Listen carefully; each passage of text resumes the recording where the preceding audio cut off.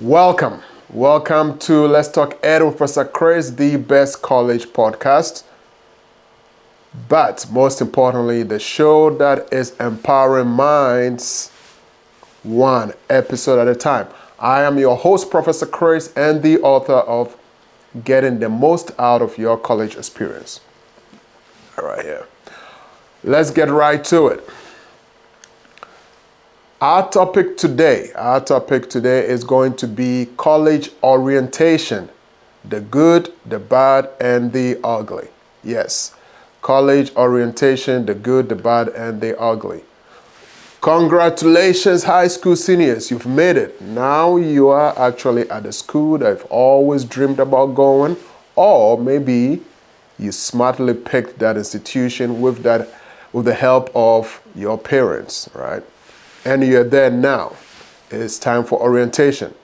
Orientation can be anywhere from a day to 3 days to these days, sometimes a week. But we'll get into all that. The time is here. Welcome to college. Why this topic? I just want to bring some awareness to parents, especially those parents whose kids are going to college for the very first time and probably have no idea what orientation is like. And most importantly, to the students that are going in there. And once again, this is maybe their very first time. Right? Maybe you don't know anyone who's going to college yet, or you've heard stories about college and orientation. So I just want to bring an awareness to this beautiful college orientation that we know about. Okay. Let's start with the good. The good really is what colleges get right, what colleges and universities get right. And that always usually starts with an icebreaker. By the way, let me explain this a little bit so far as orientation goes. Some orientations in some institutions, maybe smaller institutions, are actually having or could have orientation online. Right, but we're talking about in-person orientation. It starts with a welcome note or a welcome address from the college president, the vice president, the provost, or the chancellor in a very huge auditorium where we're all excited to go into with our parents. Typically, that's how orientation is. So the president, the VP, or the chancellor comes in, welcomes you, makes their introductory address of how great the college is, provides some statistics, and parents and students, we all get very excited. That's just the beginning, and it's good. So usually, it's a very comforting welcome knowing a little bit, in a nutshell, within 5-10 minutes of what the institution you're going to find yourself in is going to be all about. Great. Also, right in that auditorium, you're probably sitting next to another parent, to another student. You can start a little discussions here and there, so you very quickly start making friends. It's great. You're going to have the opportunity to walk around and familiarize yourself with the campus and its resources. This is where I encourage both parents and students to take note. The resources. You're going to know the cafeteria, check. Probably the library, check. What you're probably not going to see, which I advise everyone to watch out for or ask the orientation leaders, are where are the tutoring centers? Most universities are also big enough that they have colleges within the university. So there's an engineering college, there's an education college, there's a science college. Within these colleges, some have their own libraries and their own tutoring sessions. These are the things that I need you to watch out for and ask your orientation leaders to help you. So that is all good, right? You probably get an opportunity to do that. More on the good. You have to make the most out of the good stuff. Take notes. There's going to be a lot of information, which I'm going to get into next. But take notes of all the good stuff. And by good stuff, I'm not necessarily talking about the little areas where you could go and get little drinks here and there. I'm talking about the academic resources. Okay? All right. So yes, all those could be good. Most colleges get this right? The introductory, the icebreakers, getting familiar with the campus. Most institutions get it right. But now let's talk about the bad. Where things fall short or things fall apart. Orientation schedules could be very extensive. So before the president's or the chancellor's introductory notes, you usually have an agenda, long agendas, probably multiple pages. What you need to do immediately is to take some time to go through that to see what you can do. There is going to be information overload and you can't do everything, so you got to be very smart on what you are going to do. Then there's the forced participation, right? You're forced to do some awkward skits, some mandatory stuff that you probably don't want to do, okay? I am not anti-orientation or anti-social.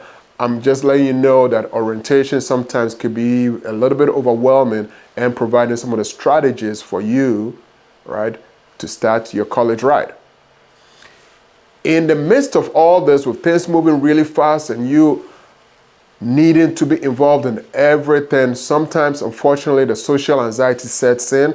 And for some of you, especially the international students who have traveled so far, the homesickness also hits in very quickly. And there is no one at that very particular moment to kind of help you deal with that. You may also have some poorly trained orientation leaders. It happens. Okay, so watch out for some of those. My advice to you, again, within the bad of orientation, is to do everything you can to avoid burnout. There is burnout that usually happens with orientation. It's usually due to overwhelming schedules or activities to participate in. And what you need to do is to find a safe space. And by safe space, most of you, by the way, want to go through orientation. Even though you're there with your parents, you want to put them somewhere to the side so you can just go have fun with your friends, and that's okay. But usually actually having the parents with you helps you slow down a little bit and to have some very good discussion on what did you get from this section, what did you get from this session, compare notes. So the parents, as much as you don't want them, can be an advantage. Okay, so that's the bad of orientation. That is the bad of orientation. If you plan very well, you can get through it without getting too overwhelmed. Okay, now let's talk about the ugly. Usually the ugly about orientation has nothing to do with you. It's all external, but it starts with poor planning. Okay, and it just fitting everything in, trying best organizers, orientation leaders want to make sure that you touch on everything, which is, once again, in my opinion, is too much. And for those of you who are going to have orientation for multiple days, yes, there's going to be this partying and there's going to be some risky behaviors that you're going to get yourself involved in. Culture clashes. You have to remember, now you're within a diverse group, so you have to be very, very careful, but things happen and things fail. And that is also not painting the right picture of what your college is going to be. And then you have maybe roommate issues as you're trying to get into your dorm, parents, little dramas here and there. You want to make sure you avoid all those. Those could get very ugly very quickly. And you're just going to have a lot of freshmen walking around like zombies, not knowing where to go, what to do, okay? My advice for you in order to avoid the ugly is to realize that you're in college and you're looking forward to starting your semester right, technically starting your life right. Avoid unnecessary drama and confrontations. If orientation is not going well, it's okay to get yourself out of it and avoid any embarrassing situations. Okay, but yes, unfortunately, sometimes orientations can get very ugly. All right. Here is what I hope every orientation could be or should be, very quickly. All right. Let me share a very quick story. I was involved with orientation for a couple of years before I decided, you know what, there is a better way for me to do the orientation with the students that were actually interested in my program. And the reason is, as I mentioned, it starts with a huge welcome address from the president, the chancellor, the VP, and after that, usually students break up into sections, into their specific little areas pertaining to their interests or their majors of interest. And that's where I came in usually, right after the president's inauguration speech. As a department head or as a lecturer, I will go into some of these little sessions and talk to my students about engineering, how to start very quickly, how not to fall behind, how challenging it could be. And I paint the real picture. Unfortunately, right after my 15 minutes presentation comes in other groups. It could be clubs, it could be fraternities, it could be sororities, and everything else, mainly outside the academic. And within seconds, as I walk out, I hear students just chanting and getting all excited. My thing is everything that I've spent the 15 minutes telling you is just gone one in here and out there. And that's my problem, okay? So yes, there's different ways to make orientation better, but very quickly, my top maybe 5, 6 things that I think orientation should be about or should include, probably will start with brainstorming, right? There should be a brainstorming process over the years of, okay, this is what we did the previous year with orientation, what went right, what went wrong, let's eliminate and let's make it better. That will be a very good way to start. Orientation should also include mental health support. If nothing, at the very minimum, pointing to who to go to with stress issues and stress concerns will be or should be included in our orientation. Diversity and belonging, or how to belong or not to belong, should start very early. It should start having those discussions, especially for international students where culture is going to be different. And I believe most institutions do a very good job of having a separate orientation for international students before the general orientation. So that's probably good. More real talk and less stuff or fluff. Okay? School is great. Yes, we know it's going to be amazing. How do we get the best for our money and how do we focus on why we are here? Let's have more of those discussions during orientation and less fluff. If it helps, have seniors or juniors talk about their orientation when they were at the institution as freshmen. Students relate better to students, and students' experiences that they've lived actually helps the incoming students. Okay, and I already talked about understanding international students and vice versa, international students understanding the new environments that they are in.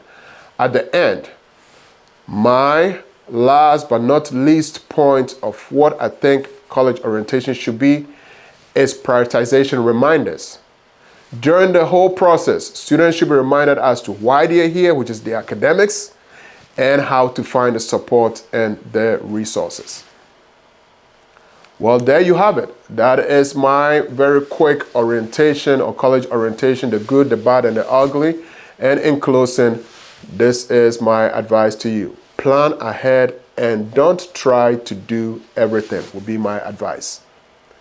Welcome to college, enjoy college, and while you're in college, remember, Professor Chris is providing answers to any issues and challenges that you may have.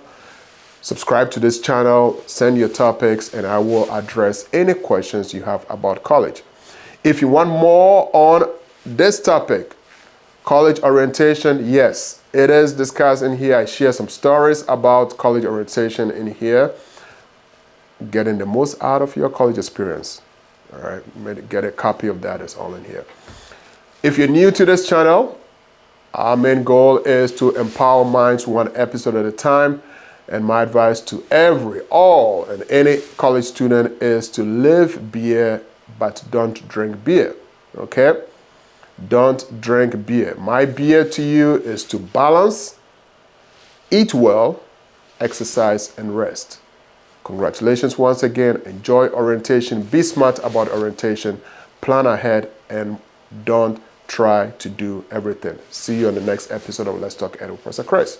Welcome to Let's Talk Ed with Professor Chris. This is one of the best college podcasts where we continue to explore the big questions about education, careers, and the future. But most importantly, this is the show that is empowering minds one episode at a time. I am still your host, Professor Chris. The day is here. I am really excited to announce the best college self-guide book, Getting the Most Out of Your College Experience, is finally here. Why did I write this book? There is much need for this book, which completely addresses most of the challenges and concerns that college students face. The very first chapter talks about college or no college, the why, the what, the where, the when, and the how. The information about academics and resources you may not know about is covered in this book. Topics of interest that play a major role in your college experience, friendly advice and suggestions that will help you handle challenges that you will encounter, personal stories about my own experiences and those of my students stories illustrating the challenges of college life drawn from my experience as a student advisor and mentor, picking the right major, the right opportunities, how you can make money in college, how to get money in college, financial aid, scholarships, dealing with loss, depression, suicide, relationships, international students, immigration, vets, entrepreneurship, life after college, and the list goes on and on and on. It's all covered in here. For any high school graduates, this is probably going to be the best gift they could ever get as they are preparing for college. It is also for the college freshmen and anyone planning on going, or especially those that are currently enrolled, sophomore, juniors, and seniors. This book is for every college student. This is the book that I wished I had before going to college. And it's also the book I hope I had while I was in college. Get a copy of Getting the Most Out of Your College Experience now. You can get it online at Amazon, Barnes & Nobles, iTunes, and Google Play. If you want a signed copy, you can go to my website at www.letustalked.com. Get your copy and let's continue to talk ed. Thank you.